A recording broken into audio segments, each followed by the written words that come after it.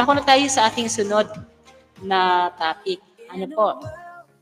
So, ang sunod na topic natin ay walang iba po kundi ang tungkol po sa microfinancing and microinsurance. Ito po ang The Micro Agenda.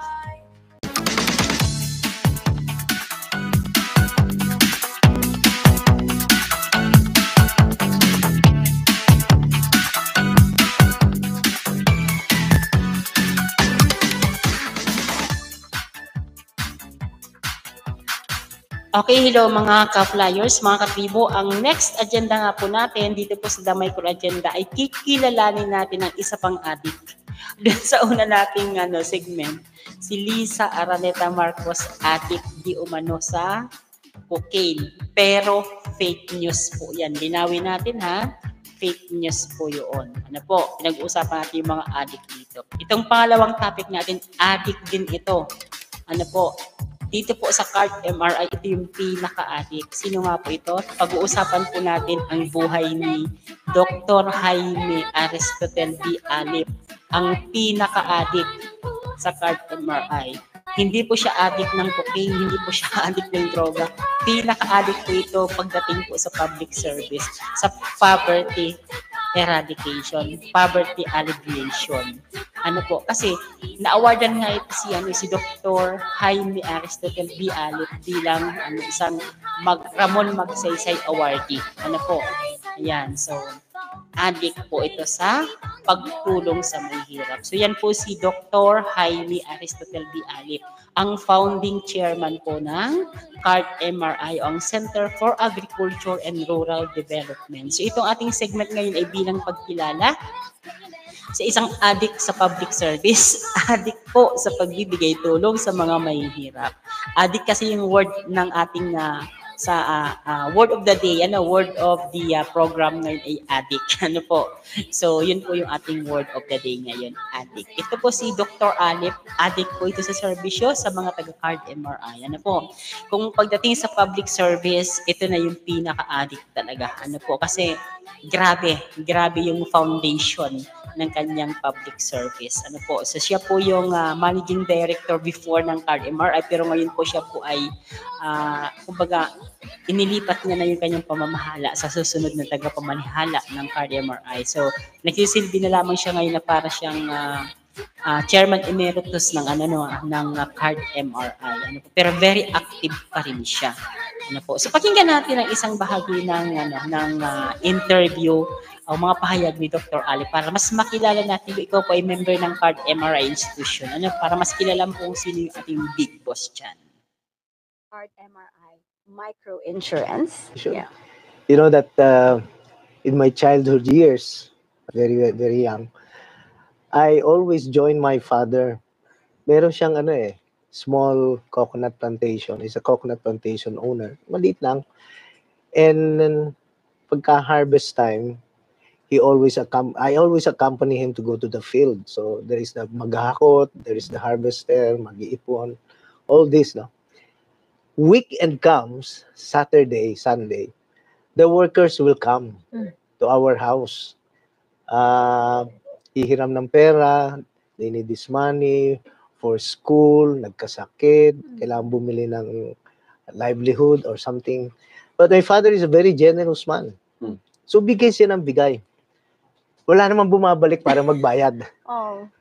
I love to do this kasi nakita ko yung hard work ng mga tao. The landless rural coconut farmers at that time, workers. So, sabi ko, I want to continue the work of my father, but I want to do it in a sustainable way. Hindi pwedeng pag binigay ko, kailangan lang may balik. So, I was in search until nakatapos ako ng college. I had the opportunity to work with Philippine Business for Social Progress. It's a social foundation. And I learned na yung kanilang motto, helping people help themselves. And I was exposed into a lot of poverty. At that time, the focus of PBSP was small farmers, tenants. Sabi ko, okay yan, pero sa nakita ko, it is the landless rural workers who comprise a great percentage of our rural community. So, after learning a lot of things from PBSP, the social work, and this kind of programs, I bolted out. And I said, I want to do something for my community. I started in San Pablo. So together with the 14 practitioners, my colleagues, we started a foundation called the Center for Agriculture and Rural Development. It's not enough just to provide training, technical assistance. And actually, maraming criticism. Why will you give credit to the landless yan assetless. Iyon na nga ang gusto kong gawin Tulungan yung asset and prove that they're very hardworking and give them the opportunity. And I think they will be able to pay us back and with some reasonable interest rate because you're giving them responsibility, you're giving them opportunity. And that's how cards started. Small credit. Unless kasi assetless Wala pating hindi nakatungtong karamihan sa education, sa elementary. So, ikaw yung target ko. And of course, maraming criticism. Sabi ko, that's what I want to prove. If they're able to pay, they're able to generate income, then that is what development is. I want to professionalize it. First as an NGO, after 10 years, then I went to Central Bank together with my colleagues. I said that we want to establish a bank that is owned and managed by the poor. Mukhang mahirap yung gusto mong gawin, but I said that yun nga mahirap yun ang gusto kong gawin yung mahihirap, yung walang gumagawa. And after Central Bank was very at that time they tried, sige, they gave us the first license. That was in 1997. Nung nagkameron ng crisis, yung mga rural banks, yung katabi sa amin sa San Pablo, buhay pa ba yung card bank? Buhay pa ba yan? Kasi yung bumabagyo, kasi maraming bumabagsak ng mga financial institution at that time. But we became stronger and stronger. At pinakita namin Central Bank, this is a very good model. You see, when the examiner came to us, Concerned. Ayan, so yan po yung ilan sa pahayag po ng ating bida sa ngayon, ang adik sa public service na walang iba po kundi si Jaime Aristotel B. Alip. Ano po si Dr. Alip po, pag-usapan natin ang kanyang buhay. Si Dr. Jaime Aristotel Alip ay ipinanganak po noong April 22, 1957. Ano po, at saka isa po siya sa galing din sa isang mahirap na pamilya, hindi naman ganun kahirapan, pero kumbaga, nasa paligid nila yung kahirapan. Ano po?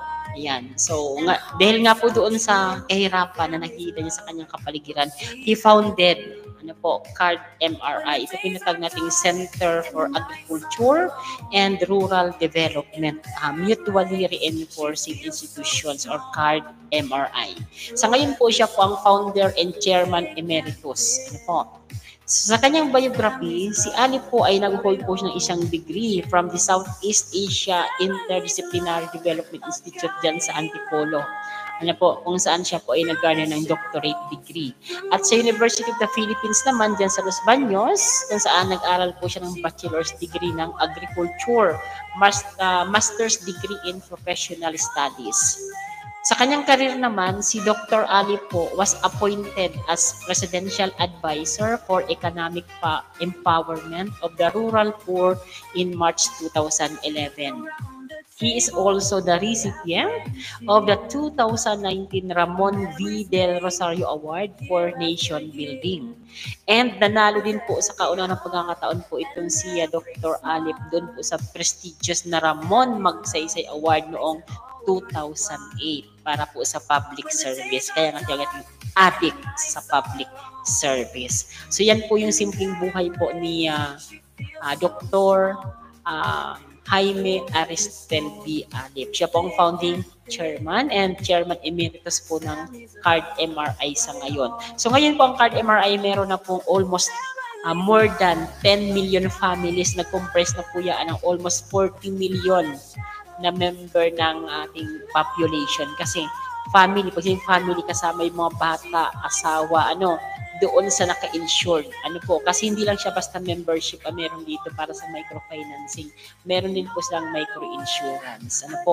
So, doon po sa hindi nakakaalam po ano yung CARD MRI, Ano po, isa po itong managing system na kung saan marami pong institusyon na nakapaloob dito. Sa pagkakaalam ko ngayon ay nasa 20 mahigit na ito na institusyon. Pero ang nangunguna po na institusyon dito sa loob ng card MRI ay yung kanilang 4 na financial institution. Walang iba po kundi yung 3 bangko at saka isang lending. Yung isang lending po na doon talaga umpisang natin, ito po yung Card Inc. Kaya proud ka dapat na member ka ng Card Inc. Yung 3 bangko naman nila ay yung Card Bank, Card MRI Rizal Bank, at Card SME Bank. Ano po? Ayan. And then meron din po silang matatag na insurance company. Walang iba po kundi yung Card MBA. Grabe yan. And then po yung Card MRI Insurance Agency, ang tatag nating CAMIA. Pati na rin po yung Card Pioneer Insurance Corporation. Ano po? At meron din silang napakagandang foundation pagdating sa education. Dahil meron silang CMDI. Ano po? Card MRI Development Institute, kung saan din po nag-aaral ang lahat ng staff ng card. Meron din po silang secondary, mayroon din silang ano tawag natin dyan? Yung grade 11 and 12. Ano po, ayan. So, meron din sila dyan.